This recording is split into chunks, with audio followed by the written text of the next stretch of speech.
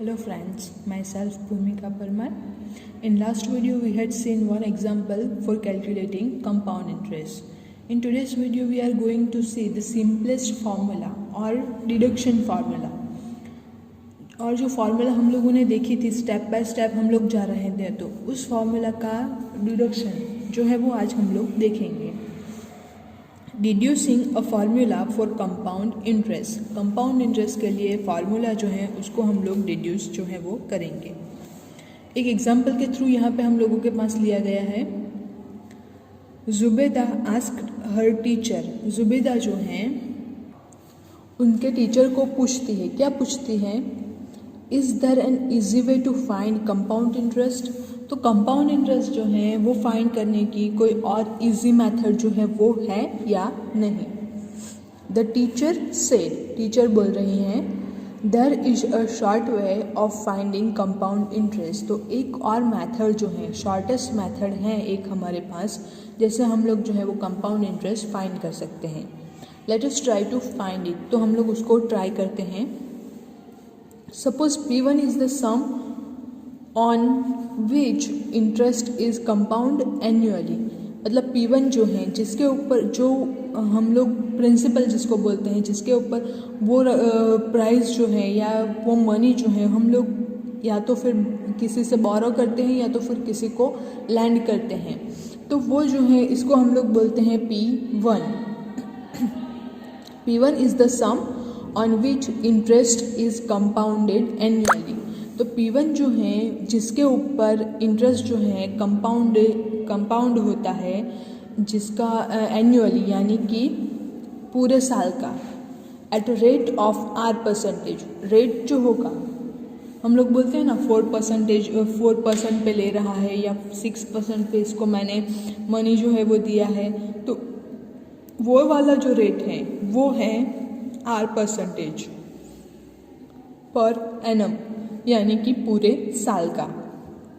तो अब हम लोग P1 के सपोज एक वैल्यू जो है वो सपोज कर लेते हैं. Let P1 is equals to rupees 5000 and R equals to 5%. तो P1 जो है उसको हम ले लेते हैं 5000 रुपीज़. फॉर एग्जाम्पल यहाँ पे आप लोग 10,000 रुपीज़ भी ले सकते हैं. R is equals to 5%. तो R जो है रेट जो है वो है 5%. देन स्टेप बाय स्टेप हम लोग जो है वो जाते हैं. तो सबसे पहली मेथड जो हम लोगों ने फर्स्ट वाले एग्जाम्पल में देखी थी, then by the steps mentioned above. तो वो जो स्टेप्स हम लोगों के पास किए गए हैं उस स्टेप्स से हम लोग चलते हैं.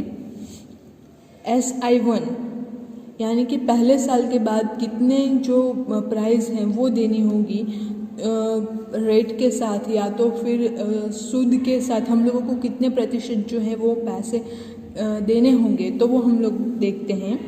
सो जैसे हम लोगों ने देखा था P into R into N equals to 1.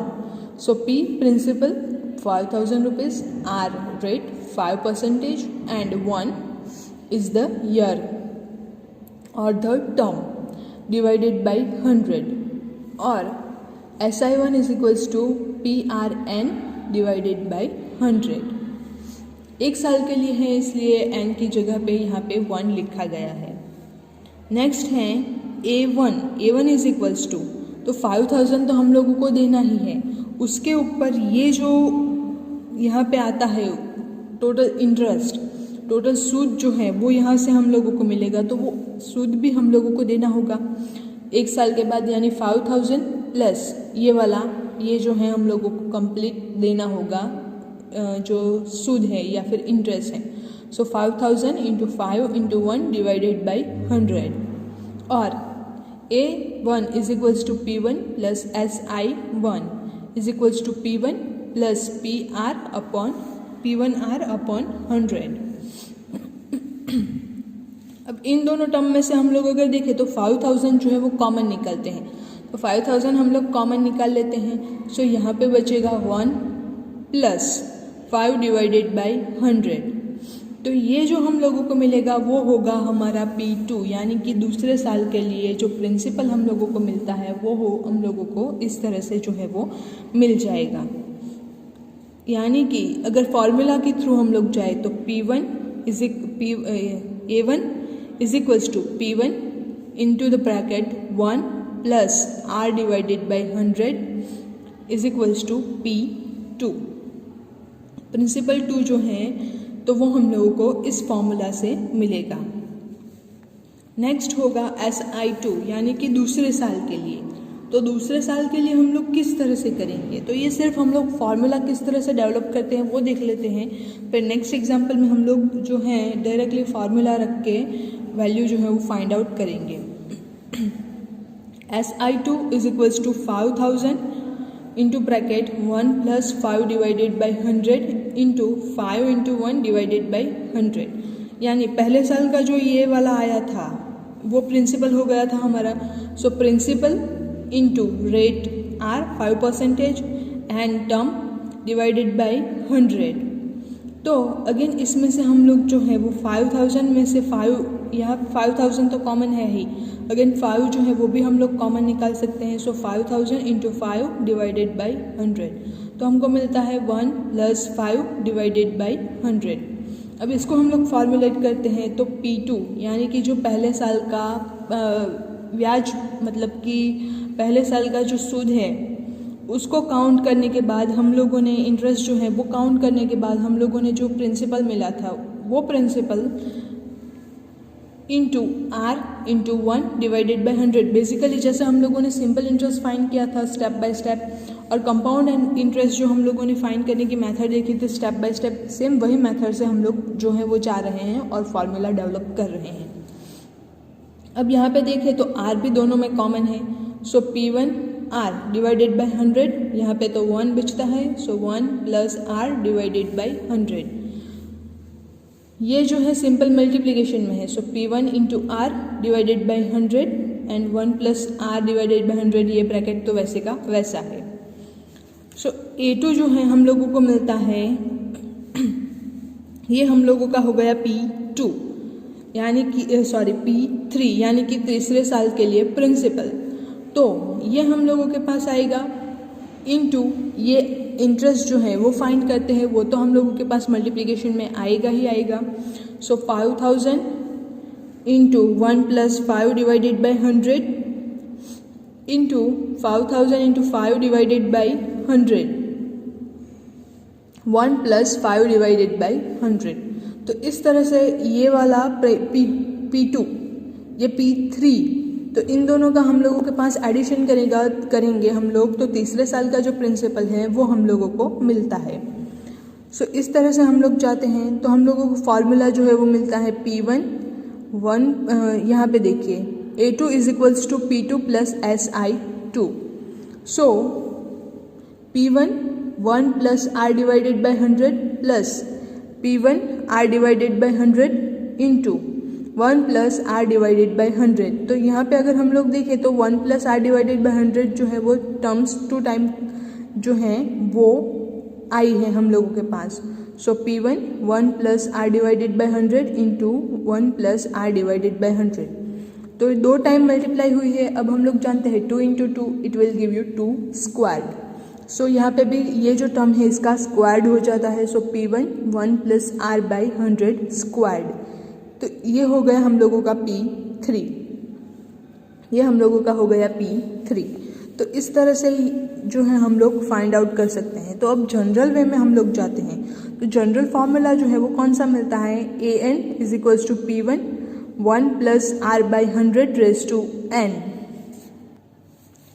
AN is equals to P1 1 plus R by 100 raise to N, और A is equals to P 1 plus R divided by 100 raise to small n। अब हम लोग एक example देखते हैं तो आप लोगों को फार्मूला जो है वो किस तरह से यूज़ करना है वो पता चल जाएगा। तो let's start with our example number 11।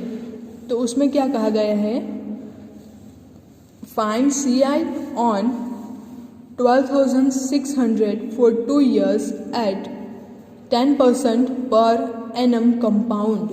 तो कंपाउंड इंटरेस्ट हम लोगों को फाइंड करना है, एंड कंपाउंड इंटरेस्ट जो है तो यहाँ पे CI का मतलब क्या होता है, CI यानी कि compound interest is equals to A minus P।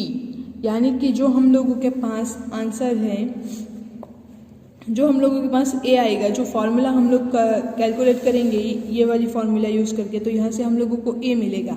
And P यानी कि जो प्रिंसिपल है फर्स्ट वाला, तो उसका हम लोगों को सब्ट्रैक्शन करना होगा, तो हम लोग जो है वो सी आई फाइंड कर सकते हैं। तो सबसे पहले फार्मूला रखते हैं, C I is equals to A minus P है। सो सी आई के लिए हम लोगों को सबसे पहले ए फाइंड आउट करना होगा, तो A is equals to P into 1 plus R divided by 100 raise to N, where ये आप लोगों को अच्छे से ध्यान में रखना होगा। P is the principal, R is the rate and N is the number of years. Term जो है इसको हम लोगों ने लिया है small n is equals to number of years, यानी कि ये जो है यहाँ पे n जो है रेज़ टू में वो या तो 2 आएगा, 3 आएगा, 4 आएगा, इस तरह से हम लोगों के पास आता है। सो P हम लोगों के पास यहाँ पे है 12,600, 2 ईयर्स यानी कि n equal to 2, R equals to 10%। So सारी वैल्यू जो है वो हम लोग यहाँ पे सब्सटीट्यूट कर देते हैं। So 12,000 into 1 plus 10 divided by 100 whole square, 0 0 cancel out, so 1 plus 1 divided by 10। तो हम लोग एलसीएम लेते हैं, तो 1 10 जा 10 plus 1 11, 11 by 10, so 12,600 into 11 by 10 whole square. Again यहाँ पे सिंप्लीफिकेशन करके दिया गया है, so 12,600 into 11 by 10 into 11 by 10, 0 0 cancel out हो जाएंगे यहाँ से, 11 इंटू 11 यानी कि 11 का स्क्वायर, तो वो हो जाता है हम लोगों के पास 121। Now multiply 126 with 121, we get 15,246। अब ये जो है हम लोगों को ए मिल चुका है, तो इसके अकॉर्डिंग हम लोग जो है वो सी आई फाइंड आउट कर सकते हैं। C I is equals to A minus P. So A is 15,246 minus P is our principal, so it is 12,600. So 15,000 minus 15,246 minus 12,600, it will give you 2,646. तो इस तरह से हम लोग जो है वो CI फाइंड आउट कर सकते हैं। नेक्स्ट जो टॉपिक है, रेट कंपाउंडेड एनुअली और हाफ ईयरली और सेमी एनुअली, तो ये वाला टॉपिक हम लोग नेक्स्ट वीडियो में देखेंगे। अब आप लोगों के पास जो एक्सरसाइज हैं उसमें से थोड़े थोड़े क्वेश्चन जो है वो हम लोग करेंगे। तो ये जो हैं क्वेश्चन नंबर 1 वो आप लोगों को एनुअली ही कंपाउंड करना है। सो इसके क्वेश्चन नंबर 1 के ए एंड बी जो है वो आप लोगों को होमवर्क में करने हैं। फिर